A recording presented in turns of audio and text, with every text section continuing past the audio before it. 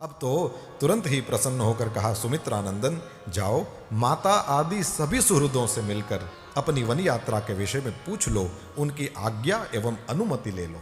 इसका सीधा मतलब ये होता है कि तुमने मुझे तो समझा दिया है, अब मेरे पास तुमको रोकने के लिए कुछ बचा नहीं। पर यदि तुम्हारी माता आज्ञा नहीं देती तब तक मैं तुम्हें ले जाना पसंद नहीं करूंगा। तुम्हारे जो सुहृद हैं, अब इन सुहृदों में गूढ़ार्थ के रूप में आप उर्मिला भी समझ लो, क्योंकि उसका भी बहुत अधिकार है तुम पर। उनके साथ भी आपकी वार्ता होनी चाहिए, आपके सुहृदों को पूछ लीजिए। और एक अलग ही बात बताया जो रामचरितमानस में हम नहीं देखते। कहा कि देखो ये तो करो, लेकिन उसके बाद में फिर तुम जाना गुरुजी के घर पर।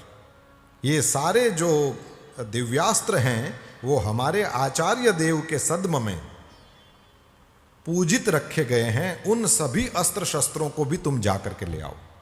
राजा जनक के महान यज्ञ में स्वयं महात्मा वरुण ने उन्हें भयंकर 2 दिव्य धनुष दिए थे, साथ ही 2 दिव्य अभेद्य कवच दिए थे, अक्षय बाणों से भरे हुए 2 तरकस दिए थे, सूर्य की भांति दमकते हुए 2 सुवर्ण विभूषित खड्ग प्रदान किए थे, और वे सभी दिव्यास्त्र मिथिला नरेश ने मुझे दहेज में दिए थे।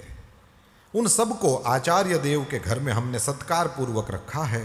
तुम उन सारे आयुधों को लेकर के सर्वमायुधमादाय क्षिप्रमाव्रज लक्ष्मण, हे लक्ष्मण तुम उन सारे आयुधों को लेकर, जितने भी चित्र आपने देखे होंगे प्रभु, आपने उन सब में केवल एक धनुष हाथ में और वो तरकस और उसमें बाण है, उतना ही हमने दर्शन किया है। लेकिन अब इस तरह से दर्शन करिए, मन की आंखों के सामने तो तुरंत ही चित्र बन जाएगा ना, ये इतिहास है, ऐसा ही था। इस तरह से दर्शन करेंगे तो आपको एकदम रघुनाथ जी की और लखनलाल जी की दिव्य दर्शन होंगे। और 2 दिव्य धनुष, यानी दोनों के पास धनुष्य, अभेद्य कवच, ये कवच पहने हुए हैं, और फिर अक्षय बाणों से भरे हुए 2 तरकस। अक्षय बाणों का मतलब है कि वो उसमें से बाण निकालते ही जाइए, वो उसका क्षय नहीं होगा। अक्षय मतलब उसमें प्रकट होते ही रहेंगे। ऐसे बाणों वाले जो ये तरकस हैं वो हैं, और 2 खड्ग, भगवान के खड्ग का नाम नंदक है यदि आप जानते हो। वो दोनों भाइयों ने अपने पास वो खड्ग भी रखे हैं, क्योंकि वनवास में आगे जाकर के आप सुनेंगे, जब जरूरत हुई तब उन्होंने वो डालियों को, पत्तों को काटा, जब जरूरत हुई तब पर्णकुटी बनाने के लिए भी उनको लकड़ियों की आवश्यकता पड़ी, अग्नि जलाने के लिए भी लकड़ियों की आवश्यकता पड़ी। और कहीं कहीं तो ऐसा वर्णन भी मिलता है कि जाते हुए कई हिंसक पशु बीच में आ गए तो उनको मार के ही उनको आगे जाना पड़ा, तो उसके लिए भी अस्त्र शस्त्रों की जरूरत थी। तो इस तरह से रघुनाथ जी के, ये कल्पना करें आपकी, धनुष्य है, तरकस है, कवच है और खड्ग भी है।